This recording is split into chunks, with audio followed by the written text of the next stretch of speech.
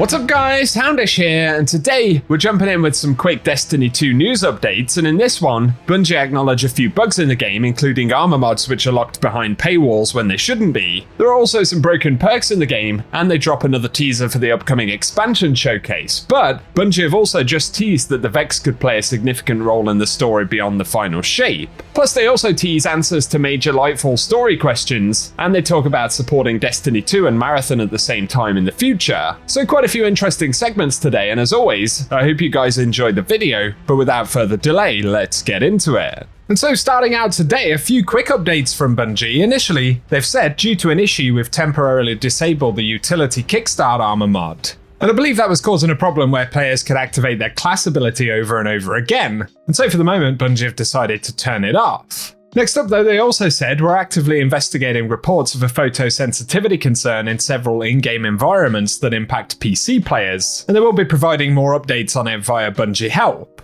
So if that's something that may affect you, certainly keep an eye out on their help page, and hopefully we'll get more information about what the issue is. The other day, Bungie also started a new ornament vote for Witherhoard, and so the community can vote for the 3 ornaments we see right here. But the Destiny 2 team added, for the ornament voting, if you're having issues with your email, there is a hyperlink inside of the TWID that players can use in order to vote. So if you haven't been able to vote for any reason, I'll link the update from Bungie down below with the link where you can do that. Additionally, right here, they shared some new artwork for the upcoming Destiny 2 showcase on August 22nd. And they've said the pre-show for that will begin at 9 AM Pacific time. And not a major thing right here, but this piece of artwork is new. And we can see the Traveler with the giant pyramid portal. There's a bit of a teaser there for the upcoming showcase next month. Obviously, it's going to be a very important day, so I will be keeping you posted. And hopefully Bungie will have a lot of dope stuff to talk about. We'll simply have to wait and see.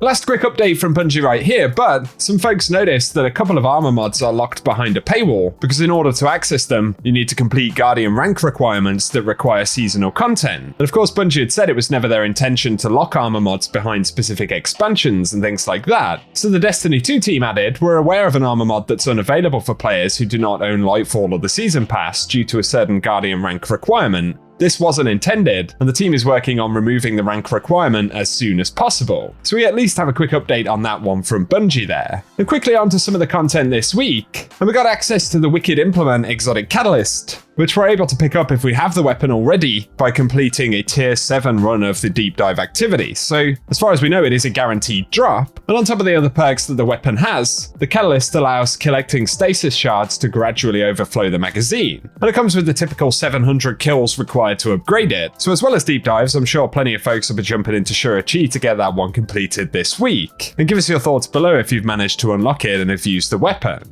Next though, Bungie recently spoke with Shack News, and they had a podcast where they discussed some of their plans for the future, and particularly the potential that the Vex could become a core focus for the game at some point after the final shape concludes. So some of the Bungie devs said, initially with regards to the Veil, they said literally keep playing Veil Containment, there's more Vex stuff to come, and they're hinting that there are various indications in the dialogue we can experience in that mission that suggest more of what the Vex may be doing in the future. And the article here says Stevens echoed the sentiment, noting that the Vex had indeed taken a step back, and that there's a good reason for that. And it said if you're a collection of beings that can time travel and pop in and out of the timeline at any point, and you see 2 god behemoths boxing it out in front of you, and your goal is like, I want to be standing when these 2 are done, you're probably going to take a step back, let them take each other out, and see what happens after that. And Nico Stevens, one of the senior narrative designers, said, I think once the final shape concludes, the Vex might be in a position to do some more stuff. But they did add that they are in a sort of wait and see position,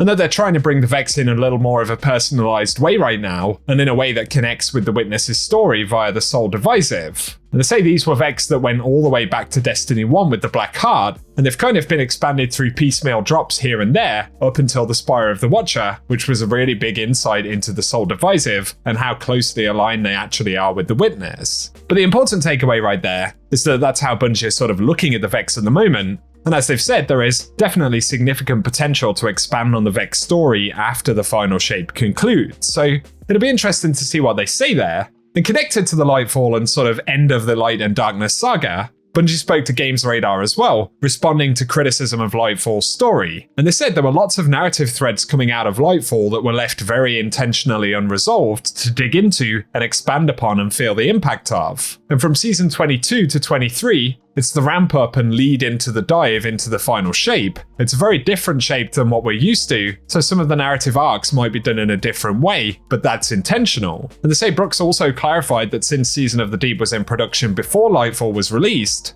and because Destiny 2 content is developed well in advance, writing something as a reaction is just physically not possible. And the writer said, "My read is that Bungie is undoubtedly aware of the feedback regarding Lightfall's story and may act on it in some way, but the writers are ultimately sticking to the plan laid out for Year 6. And those writers said, for the most part, the arcs were there and have been there, and the plan was basically in shape as we're making it. It was the idea that the seasons would be able to take the things that were there, the threads that were set up, and kind of follow them through to their natural course." They also referred to Veil Containment, the mission, as a kind of trail of breadcrumbs, and a way of experimenting with new narrative delivery systems. Safe to say it is full of teasers. And here in the article, they say we followed up with the group to ask about criticism of Lightfall's story and the sentiment that we're seeing right now. And they asked how future seasons will fill in the blanks from the expansion, ensure everyone's on the same page, and get the game's story in a good place to ring in the final shape and deliver a worthy final to the decade-long saga. And the dev said, "I think it goes with the intention that it was always, from the start, expected that there would be mysteries unsolved at the end of Lightfall, and that the seasonal stories would expand upon them and deliver the answers, and that would be how the narrative progression would go.